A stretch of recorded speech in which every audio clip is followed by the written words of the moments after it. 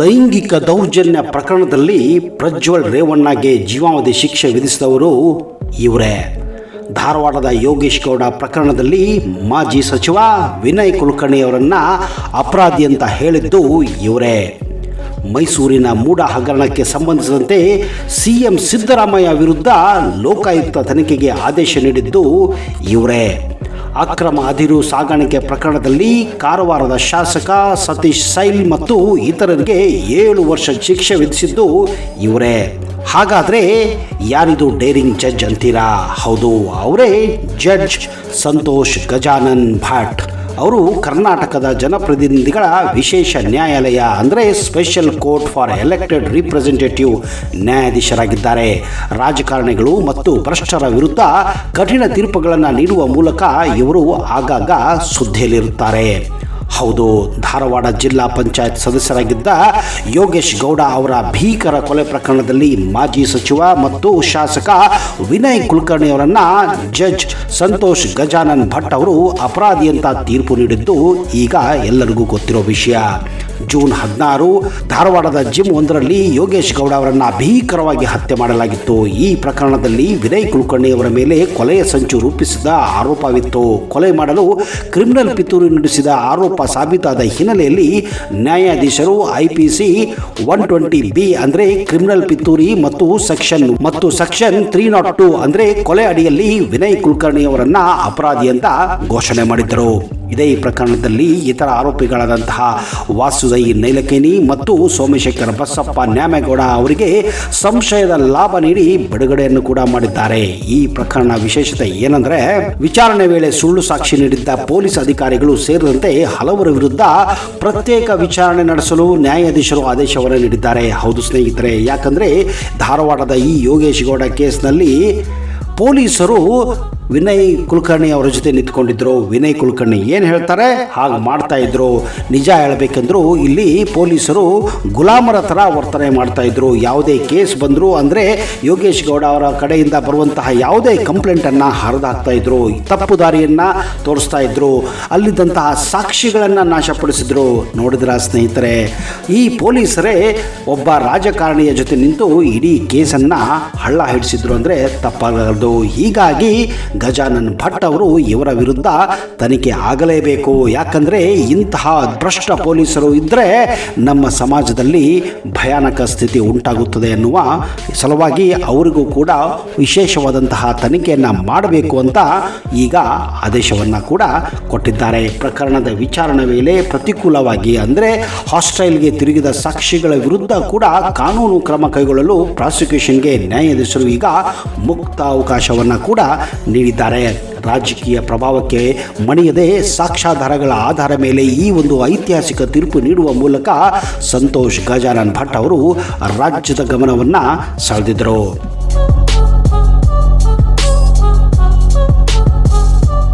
ಅಷ್ಟೇ ಯಾಕೆ, ಪ್ರಜ್ವಲ್ ರೇವಣ್ಣ ಪ್ರಕರಣದಲ್ಲಿ ಜಡ್ಜ್ ಸಂತೋಷ್ ಗಜಾನನ್ ಭಟ್ ನೀಡಿದ ತೀರ್ಪು ಅತ್ಯಂತ ಮಹತ್ವದಾಗಿತ್ತು.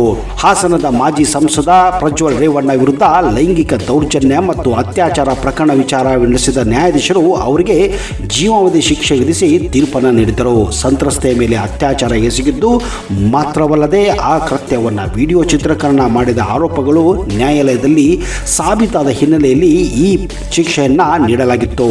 2024 ಮೇ 30ರಂದು ಬಂಧನಕ್ಕೆ ಒಳಗಾಗಿದ್ದಂತಹ ಪ್ರಜ್ವಲ್ ರೇವಣ್ಣ ಅವರಿಗೆ 1 ವರ್ಷಕ್ಕೂ ಹೆಚ್ಚು ಕಾಲ ಜಾಮೀನು ನೀಡದೆ ಪ್ರಕರಣದ ಗಂಭೀರತೆಯನ್ನು ಪರಿಗಣಿಸಿ ಜೈಲಿನಲ್ಲೇ ಇರುವಂತೆ ಮಾಡಿದ್ದು ಈ ನ್ಯಾಯಾಲಯದ ಪ್ರಮುಖ ನಿರ್ಧಾರವಾಗಿತ್ತು. ಹೌದು, ನಿಮಗೆಲ್ಲ ಗೊತ್ತಿರುವ ಹಾಗೆ ಪ್ರಜ್ವಲ್ ರೇವಣ್ಣ ಕಂಡ ಹೆಣ್ಣ ಮಕ್ಕಳ ಮೇಲೆ ಕಣ್ಣು ಹಾಕಿ ಅವರನ್ನು ಅತ್ಯಾಚಾರ ಮಾಡೋದಲ್ಲದೆ ಮಾಡುತ್ತಿರುವ ಆ ಒಂದು ಕೃತ್ಯವನ್ನು ಎಷ್ಟು ಹೀನಾಯಕವಾಗಿ ಅಂದರೆ ವಿಡಿಯೋಗಳನ್ನ ಕೂಡ ಮಾಡಿ ಅವುಗಳನ್ನು ಎಂಜಾಯ್ ಮಾಡ್ತಾ ಇದ್ರು ಅಂದರೆ ನೀವು ನಂಬಲೇಬೇಕು ಸ್ನೇಹಿತರೆ. ಯಾಕಂದರೆ ಮಾಜಿ ಪ್ರಧಾನಿ ಮೊಮ್ಮಗ ಪ್ರಜ್ವಲ್ ರೇವಣ್ಣ ಈ ರೀತಿ ಮಾಡ್ತಾ ಇದ್ರು ಅಂದರೆ ನಿಜಕ್ಕೂ ಒಂದು ಅಚ್ಚರಿ ಪಡೆಯುವಂಥ ವಿಷಯ. ಇದು ಕೂಡ ಹೊರಗೆ ಬಂದಿದ್ದು ಅವರ ಡ್ರೈವರಿಂದ. ಇಲ್ಲ ಅಂದರೆ ಇನ್ನೆಷ್ಟು ಹೆಣ್ಣು ಮಕ್ಕಳು ಹಾಳಾಗ್ತಾ ಇದ್ರೋ ಆ ಭಗವಂತನೇ ಗೊತ್ತು ಸ್ನೇಹಿತರೆ. ಆದರೆ ಯಾವುದಕ್ಕೂ ಹಿಂಜರಿಯದಂತಹ ಈ ಜಡ್ಜ್ ಈ ಒಬ್ಬ ಪ್ರಭಾವಿ ರಾಜಕಾರಣಿ ವಿರುದ್ಧ ಜಡ್ಜ್ಮೆಂಟನ್ನು ಕೊಟ್ಟಿದ್ದರು. ಹೌದು, 2024 ಮೇ 30ರಂದು ಬಂಧನಕ್ಕೆ ಒಳಗಾಗಿದ್ದಂತಹ ಪ್ರಜ್ವಲ್ ರೇವಣ್ಣ ಅವರಿಗೆ ಒಂದು ವರ್ಷಕ್ಕೆ ಹೆಚ್ಚು ಕಾಲ ಜಾಮೀನನ್ನು ಕೂಡ ಅವರಿಗೆ ಕೊಟ್ಟಿರಲಿಲ್ಲ.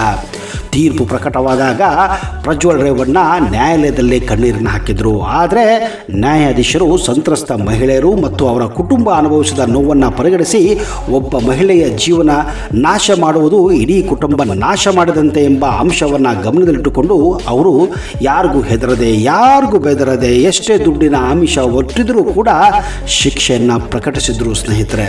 ಹೌದು, ಪ್ರಭಾವಿ ರಾಜಕೀಯ ಕುಟುಂಬದ ಹಿನ್ನೆಲೆ ಹೊಂದಿದ್ದರೂ ಸಹ ಯಾವುದೇ ರಾಜಕೀಯ ಹಸ್ತಕ್ಷೇಪ ಅಥವಾ ಹಣದ ಪ್ರಭಾವಕ್ಕೆ ಮಣಿಯದೆ ಈ ಲ್ಯಾಂಡ್ ಮಾರ್ಕ್ ತೀರ್ಪನ್ನು ನೀಡಿತ್ತು ಈ ಒಬ್ಬ ಜಡ್ಜ್.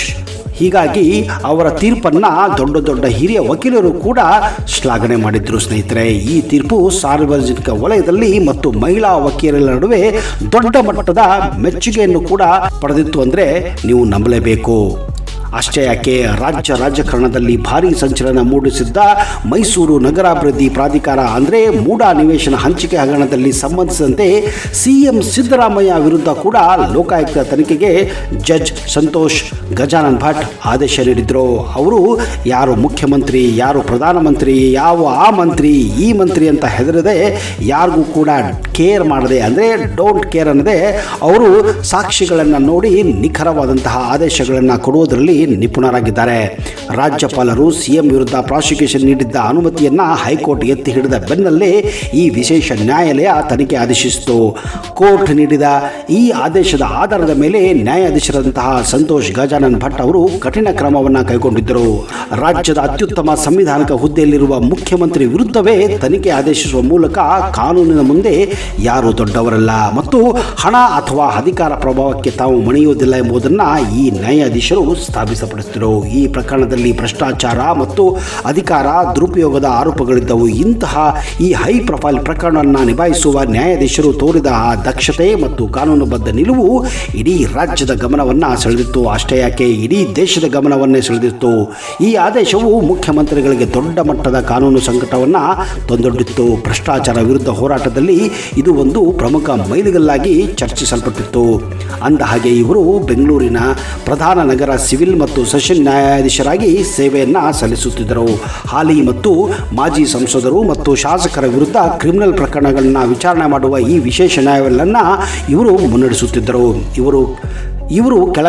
ಇವರು ಕೆಳ ಹಂತದ ನ್ಯಾಯಾಲಯಗಳಿಂದ ಹಂತವಾಗಿ ಬೆಳೆದು ಈಗ ಹಿರಿಯ ನ್ಯಾಯಾಧೀಶರಾಗಿದ್ದಾರೆ. ಹಿಂದೆ ಇವರು ಹಾಸನದಲ್ಲಿ ಜಿಲ್ಲಾ ನ್ಯಾಯಾಧೀಶರಾಗಿದ್ದಾಗ ಅತ್ಯಾಚಾರ ಪ್ರಕರಣವೊಂದರಲ್ಲಿ ಕೇವಲ 14 ದಿನಗಳಲ್ಲಿ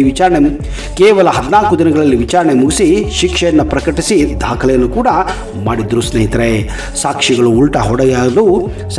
ಉಲ್ಟಾ ಹೊಡೆದಾಗಲೂ ಮೃತ ಮಹಿಳೆಯ ಊರಿನಲ್ಲಿ ಸಿಕ್ಕಿದ್ದ ಆರೋಪಿಯ ಚರ್ಮದ ಅಂಶವನ್ನೇ ಪ್ರಬಲ ಸಾಕ್ಷಿಯನ್ನಾಗಿ ಪರಿಗಣಿಸಿ ಶಿಕ್ಷೆಯನ್ನು ನೀಡಿ ಕೀರ್ತಿಯನ್ನು ಪಡೆದಿದ್ದರು. ಅಂದಹಾಗೆ ಹೌದು ಸ್ನೇಹಿತರೆ, ಇಂತಹ ನ್ಯಾಯಾಧೀಶರು ಬೇಕು, ಇಂತಹ ಜಡ್ಜುಗಳು ಬೇಕು. ಆಗಲೇ ನಮ್ಮ ಜನಪ್ರತಿನಿಧಿಗಳು ಅಂದರೆ ನಮ್ಮ MLAಗಳು, MLCಗಳು, ಮಂತ್ರಿಗಳು, ಮುಖ್ಯಮಂತ್ರಿಗಳು ಆಗ ಮಾತ್ರ ಬಾಲ ಬಿಚ್ಚೋದಿಲ್ಲ. ಇಲ್ಲ ಅಂದರೆ ಇಂತಹ ಜಡ್ಜ್ಗಳು ಇರಲಿಲ್ಲ ಅಂದರೆ ನಮ್ಮ ಸಮಾಜವಾಗಿ ಉಳಿಯೋದಿಲ್ಲ. ಅದು ಒಂದು ದಿವಸ ತಾಲಿಬಾನ್ ಆಗಬಹುದು, ಇನ್ನೊಂದು ದಿವಸ ಅದು ಕೂಡ ಪಾಕಿಸ್ತಾನವಾಗಬಹುದು. ಹೌದು ಸ್ನೇಹಿತರೆ, ಇಂತಹ ಜಡ್ಜ್ಗಳು ಇರುವುದರಿಂದಲೇ ನಮ್ಮ ದೇಶ ಈಗಲೂ ಕೂಡ ಸುರಕ್ಷಿತವಾಗಿದೆ ಅಂದರೆ ನೀವು ನಂಬಲೇಬೇಕು. ಹೌದು, ಈ ಗಜಾನನ್ ಭಟ್ ಅವರ ಹಲವಾರು ಲ್ಯಾಂಡ್ ಮಾರ್ಕ್ ಡಿಸಿಷನ್ಗಳು ಇಂದಿಗೂ ಕೆಲವರಲ್ಲಿ ನಡುಕವನ್ನು ಹುಟ್ಟಿಸುತ್ತವೆ. ಯಾವಾಗ ಏನಾದರೂ ಇಂತಹ ಮಂತ್ರಿಗಳಾಗಲಿ MLAಗಳಾಗಲಿ ಯಾವಾಗ ಅವರ ಕೇಸು ಇವರ ಬಳಿ ಹೋಗುತ್ತದೆಯೋ ಆಗಲೇ ಅವರ ಪ್ಯಾಂಟ್ಗಳು ಒದ್ದೆಯಾಗಿ ಹೋಗಿರುತ್ತವೆ ಅನ್ನೋದಕ್ಕೆ ಹಲವಾರು ಉದಾಹರಣೆಗಳನ್ನು ನಾನೀಗ ಕೊಟ್ಟಾಗಿದೆ. ಸ್ನೇಹಿತರೆ, ಯಾವಾಗಾದರೂ ನಿಮಗೇನಾದರೂ ಅವಕಾಶ ಸಿಕ್ಕರೆ ನೀವು ಕೂಡ ಅವರು ನಡೆಸುತ್ತಿರುವ ಆ ಕೋರ್ಟ್ಗೆ ಹೋಗಿ ಅವರು ಕೊಡುವ ಈ ಲ್ಯಾಂಡ್ ಮಾರ್ಕ್ ಡಿಸಿಷನ್ಗಳನ್ನು, ಅವರು ಕೇಳುವ ಆ ವಾದವನ್ನು, ಅವರ ತೀಕ್ಷ್ಣತೆಯನ್ನು ನೀವು ಕೂಡ ಗಮನಿಸಬಹುದು. ಅವಕಾಶ ಸಿಕ್ಕರೆ ದಯವಿಟ್ಟು ಒಮ್ಮೆ ಅವರ ಕೋರ್ಟ್ಗೆ ಭೇಟಿ ಕೊಟ್ಟು ಆ ಒಂದು ಅನುಭವವನ್ನು ನೀವು ಕೂಡ ಪಡೆಯಿರಿ. ಒಂದು ವೇಳೆ ನೀವೇನಾದರೂ ಹೋಗಿದ್ದರೆ ದಯವಿಟ್ಟು ನಿಮ್ಮ ಅನಿಸಿಕೆಗಳನ್ನು, ನಿಮ್ಮ ಅನುಭವಗಳನ್ನು ಕಮೆಂಟ್ ಬಾಕ್ಸಲ್ಲಿ ಬರೆಯಿರಿ.